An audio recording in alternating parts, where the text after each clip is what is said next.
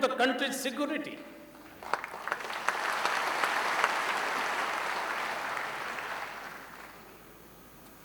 Atalji did not bother about these sanctions. He did the second test within 2 days. In spite of the sanctions, and the Indian economy or the currency did not suffer.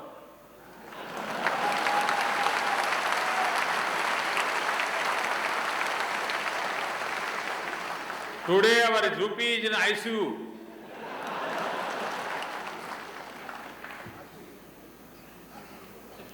I do not know why Tamil people sent this person to Delhi.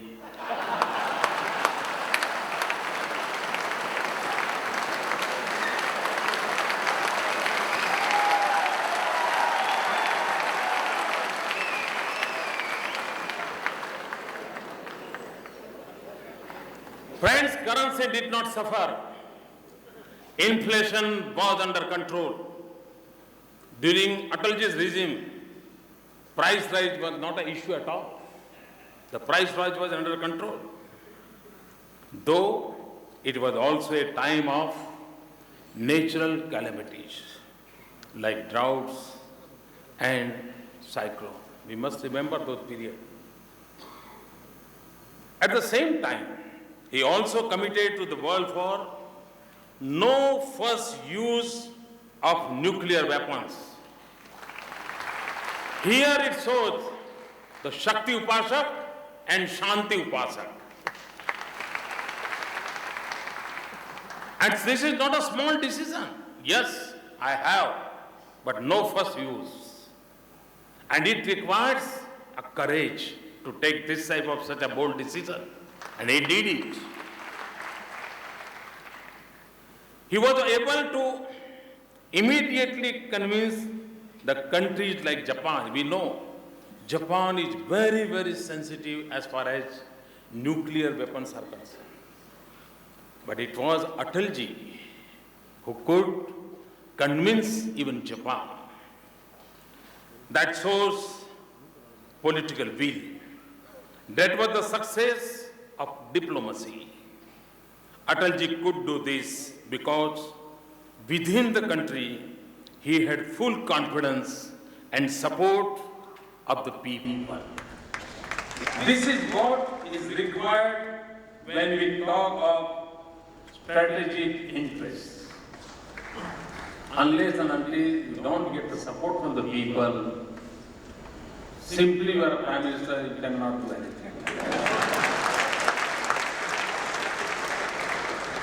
And when you can't find the support even from the party,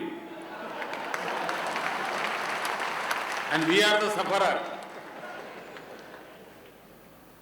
Today, the current dysfunction in Delhi has prevented even much needed military modernization and the upgradation of India's defense infrastructure. Just Arunji was giving an example of one simple road construction. As a result, the Indian armed forces are under great pressure on the northern and western frontiers. Thus, there is a need to revive the diplomatic legacy of Atalji. It means to build a strong India and to have a self-confident and productive engagement with the world. This is the tradition which is rooted in our civilization.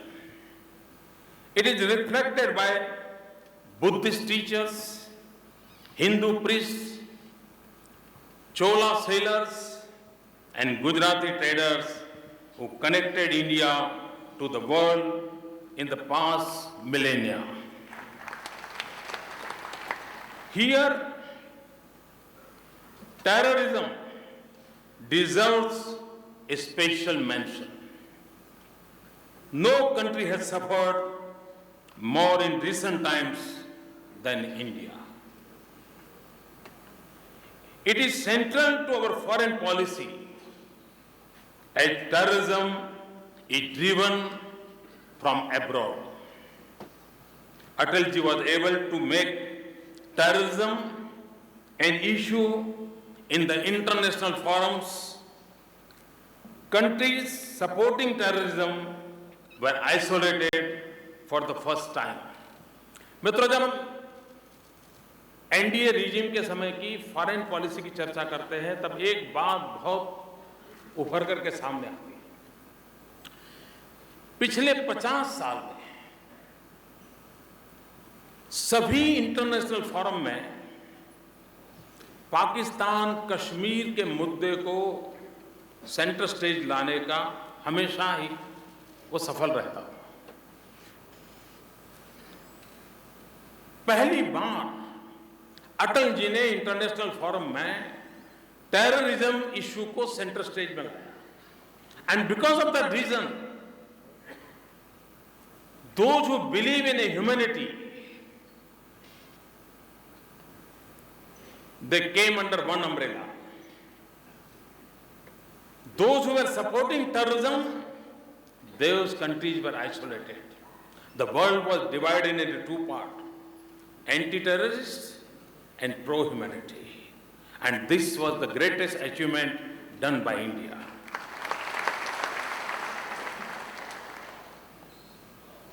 However, in the recent past, our response has been weak. Our approach should be more serious and robust. We need to unite the world against terrorism. Also, the modern warfare is going to be in the form of proxy wars. This includes cyber attacks. Now the wars will not be fought on the boundary, but within the boundary through such means. We have to prepare a strong wall against it. And please note that firewalls made by human life will not be enough. It does not matter for those people. Firewalls made by human minds are also not enough.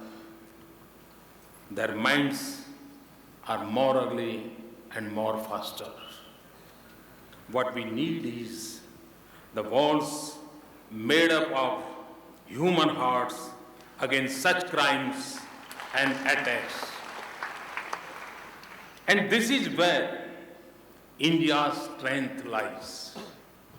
With its trust in humanity and talent in IT, India has the capacity to save the world.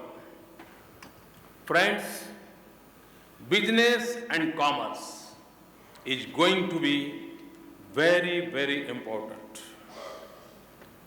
Now, the foreign policies are being shaped by commercial interests. Commercial dealing of individuals and companies are forcing the political leadership of the countries to adopt particular foreign policies. I believe a strong economy is the driver of an effective foreign policy. So, we will have to be strong in economic terms and commercial sense. We have to put our own house in order so that the world gets attracted to us. Our foreign trade should be favorable with more exports. Moreover, our products should demonstrate quality. I believe a strong economy is the very foundation of an effective foreign policy and successful national security strategy. In the present era, global warming is a big challenge. The countries with good solar radiation can form a club like G8, G20 and OPEC and give solar energy movement a faster pace. We have to offer what we can offer to the world. This will give us the bargaining power at some point of time. मित्रों, एक बार G8 की summit थी, प्रधानमंत्री जी G8 summit में जाने वाले थे, तो I wrote a letter to him और मैंने कहा साहब ये सभी समिट में हम जा रहे हैं, हम भी तो कोई समिट बनाएं, एक क्लब हमारा भी क्यों ना हो। और मैंने कहा जहां मैक्सिमम सोलर रेडिएशंस है उन कंट्रीज को एक क्लब बनाना चाहिए और इंडिया ने उसको लीड करना चाहिए। और मैंने उनको नाम दिया था sun movement, SUN। I requested it और मैंने कहा कि वो एक कॉर्पस फंड बनाए और सोलर सेक्टर में नए रिसर्च करें, हम चीप सोलर एनर्जी की तरफ जाएं और अगर उसमें सक्सेस हुए तो आज पेट्रोलियम बढ़ के दबाव में हम जी रहे हैं, इंपोर्ट के पीछे हमारा इतना धन जा रहा है, हम खुद एक ताकत बनकर के उभर सकते हैं।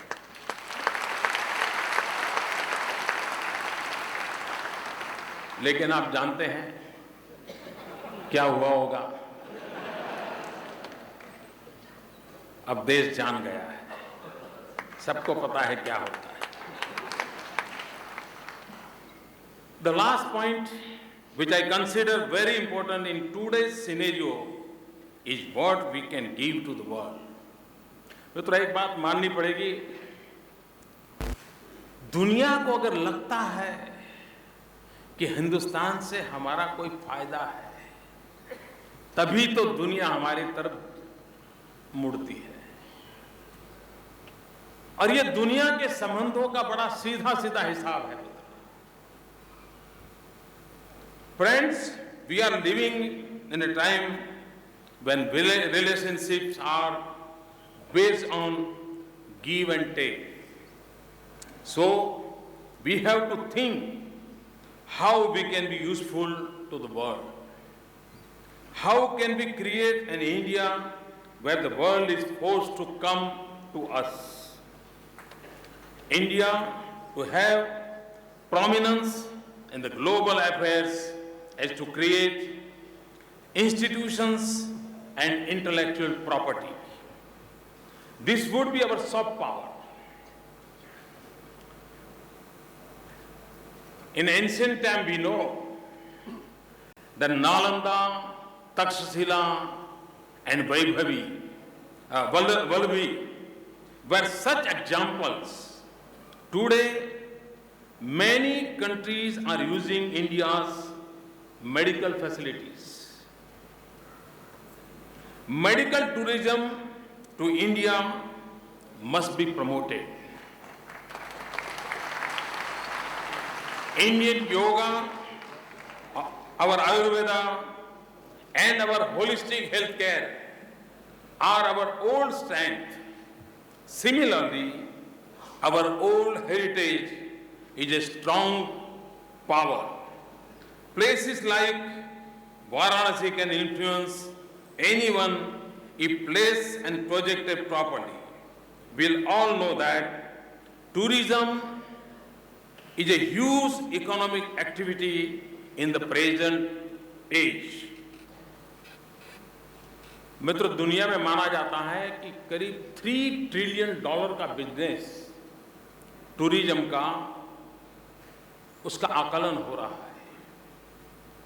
अगर $3 ट्रिलियन का इतना बड़ा ग्लोबल बिजनेस है तो इतने बड़े इकोनॉमिकल एक्टिविटी में where we are.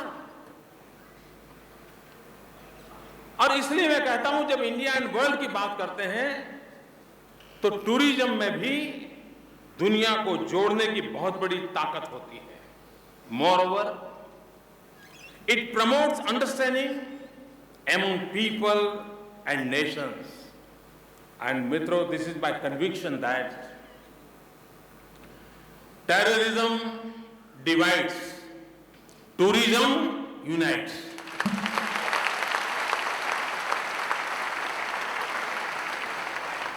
Terrorism divides, but tourism unites. So we must promote the tourism.